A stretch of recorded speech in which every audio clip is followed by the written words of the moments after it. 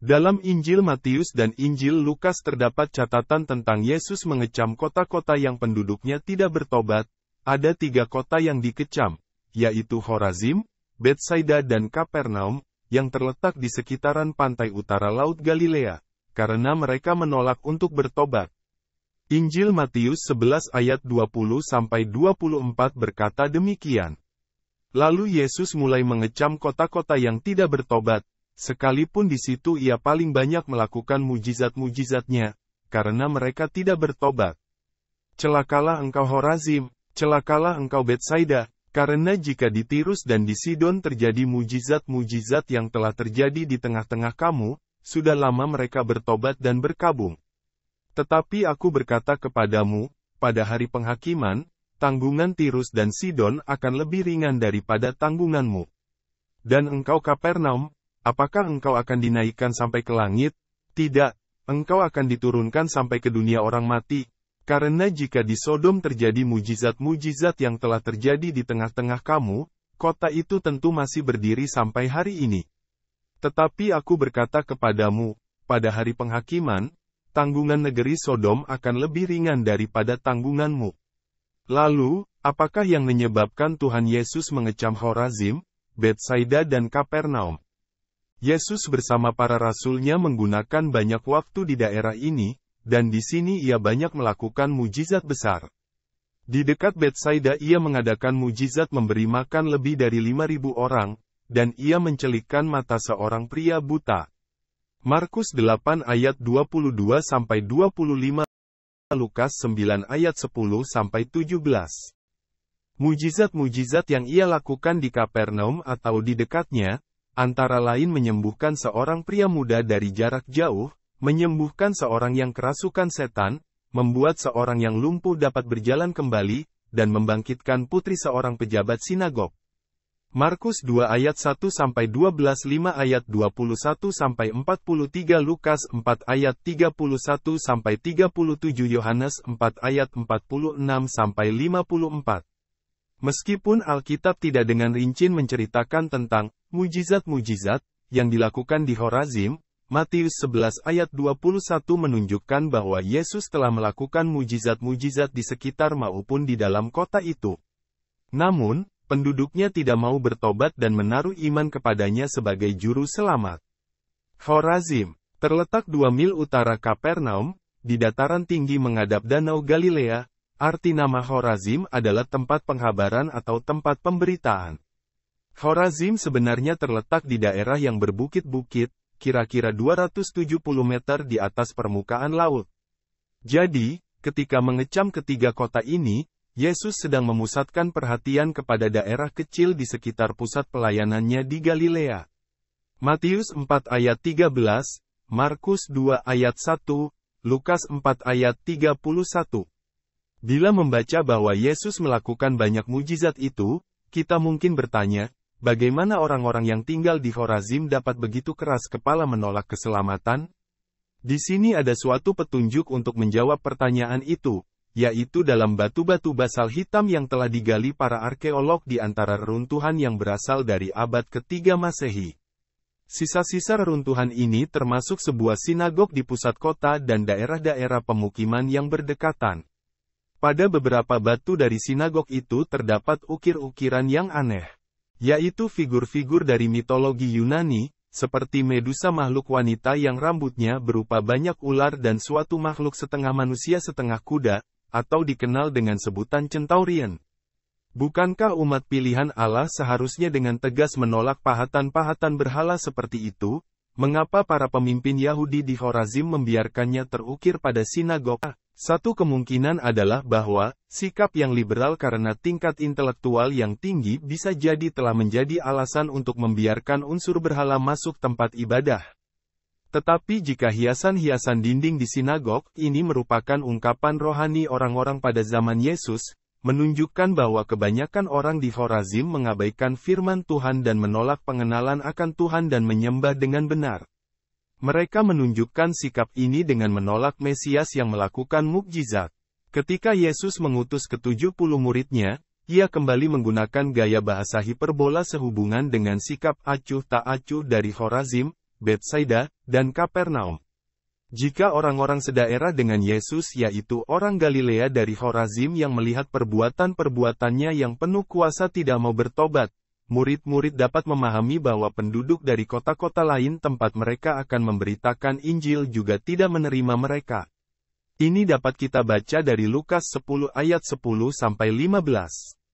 Pada waktu kita melihat reruntuhan Khorazim, kita teringat peringatan, celaka, yang diserukan Yesus. Kesombongan untuk bertobat, tinggi hati untuk menyambut anugerah Allah yang sedang dilakukan untuk umatnya, dapat mengakibatkan seseorang direndahkan dan masa depan menjadi kelam. 3 abad sesudah Yesus mengutuk 3 kota, Pastor Eusebius menyatakan bahwa Khorazim adalah kota yang hancur. Pernyataan ini diperkuat oleh catatan Talmud dan arkeologi. Kawasan tersebut sempat dihuni pada masa Bizantium, namun kemudian ditinggalkan menjadi daerah tak berpenghuni.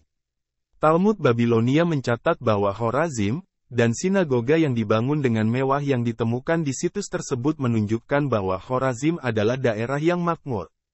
Khorazim hancur, mungkin karena gempa bumi pada tahun 363 Masehi.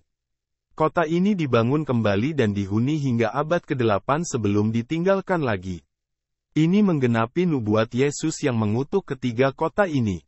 Khorazim ditemukan kembali. Pada tahun 1738, ahli geografi Inggris R. Pocock mengidentifikasi Khorazim kuno di Hirbet Karaze, sebuah situs reruntuhan di sebuah bukit di utara Kapernaum. Pada tahun 1980-an ekspedisi arkeologi Israel melakukan penggalian di situs tersebut. Penggalian ini menemukan reruntuhan beberapa rumah, bekas lorong bangunan, pemandian ritual Yahudi, mikvaot, saluran air, tandon air, dan alat pemeras zaitun.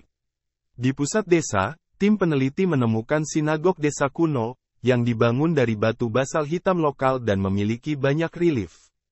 Anehnya, dekorasinya mengandung seni pemujaan berhala, seperti relief Medusa dan Centaurian yang merupakan dongeng Yunani kuno. Medusa adalah sosok mistis wanita dengan rambut berupa banyak ular, sedangkan Centaurian adalah sosok mistik berupa prajurit setengah manusia dengan badan kuda, padahal hukum kedua Taurat melarang pembuatan ukiran demikian.